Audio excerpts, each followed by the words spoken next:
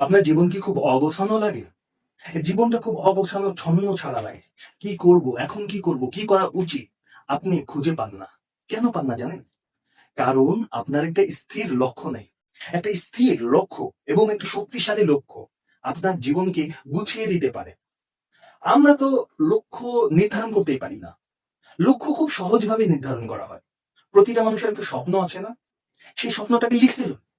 স্বপ্নটাকে মনে লিখুন, খাতায় লিখুন, কপালে লিখুন, চোখের সামনে লিখুন। লক্ষ্য যখন আপনি লিখে রাখবেন, সেটা আপনার লক্ষ্য হয়ে যাবে। আর লক্ষ্যই জীবনের পথ দেখাবে। লক্ষ্য থাকাটা খুবই জরুরি। লক্ষ্য থাকাটা খুবই জরুরি কারণ কি জানেন? লক্ষ্য একটা টেস্ট কিটের মতো। আপনি প্রতিটা জিনিস আপনার কি করা উচিত, আপনার জীবনে কি করা উচিত, প্রতিটা জিনিস আপনি এই লক্ষ্য দিয়ে নির্ধারণ করতে পারবেন। লক্ষ্য দিয়ে টেস্ট করতে পারবেন আপনার কি করা উচিত। আমি উদাহরণ দিচ্ছি। আপনি ব্যবসায়ী হতে চান। ভালো কথা। আপনার লক্ষ্য তাহলে কি? ব্যবসায়ী হওয়া। এখন আপনি টাইম পাস করছেন। আপনার জন্য কি টাইম পাস করা ভালো না খারাপ? আপনার ব্যবসার জন্য ভালো না খারাপ? যদি খারাপ হয়, এখনই টাইম পাস করা বন্ধ করুন। আপনি YouTube এ গিয়েছেন ভিডিও দেখতে। আপনি যদি আউ-ফাউ ভিডিও দেখে নিজের জন্য কিছু ইনকাম করেন, সেটা আপনার ব্যবসার জন্য ভালো? না, একদমই ভালো না। তাহলে আপনার কি করতে হবে? আপনার ব্যবসা রিলেটেড কিছু ভিডিও দেখতে হবে।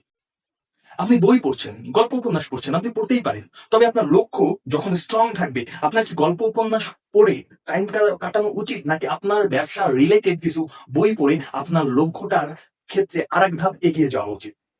অবশ্যই ব্যবসা রিলেটেড বই পড়া উচিত। তার মানে কি? আপনি প্রতিটা কাজ আপনি টেস্ট করতে পারবেন যে এই কাজটা ভালো কিনা খারাপ। আমাদের ইসলাম ধর্মে কিন্তু লক্ষ্য নির্ধারণের ব্যাপারে সুনির্দিষ্টভাবে বলা হয়েছে। আমাদের মহানবী সাল্লাল্লাহু আলাইহি ওয়াসাল্লাম পৃথিবীর সবচেয়ে শ্রেষ্ঠ মানুষ। তার থেকে আমরা বেশি বুঝি না। সে আমাদের থেকে বেশি বুঝে, যেহেতু সে পৃথিবীর সবথেকে শ্রেষ্ঠ মানুষ।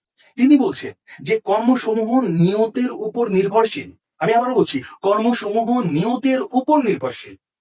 প্রত্যেকে তাই পায় যা সে নিয়ত করে। নিয়ত কি? লক্ষ্য। আপনি যেটা নিয়ত করবেন সেটাই তো আপনার লক্ষ্য। যেটা দৃঢ় নিয়ত করবেন সেটাই আপনার দৃঢ় লক্ষ্য। আপনার নিয়ত হালকা হবে, আপনার লক্ষ্য হালকা। দুইটা দুই ওয়ার্ড, কিন্তু অর্থ তো একই। লক্ষ্য ছাড়া জীবন ভাসমান ওই স্রোতে ভাসা নৌকার মতো। কখনো গন্তব্যে পৌঁছাতে পারে না। এদিকে ভাসে ওদিকে ভাসে, একসময় পচে গেলে শেষ হয়ে যায়। যেরকম আমরা, আমি আপনি, আমাদের মতন লক্ষ কোটি মানুষ আছি। আমরা জন্ম নিই, পেটটা চালানোর মতন, সংসার চালানোর মতন কিছু ইনকাম করি, সে যেভাবেই করাবো।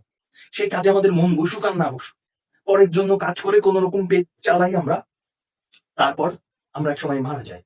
লক্ষ্যে কখনো পৌঁছাতে পারি না। না আমরা এ পার পাই, না ও পার পাই। কোনো পারি আমরা পাই না। আমরা হারিয়ে যাই।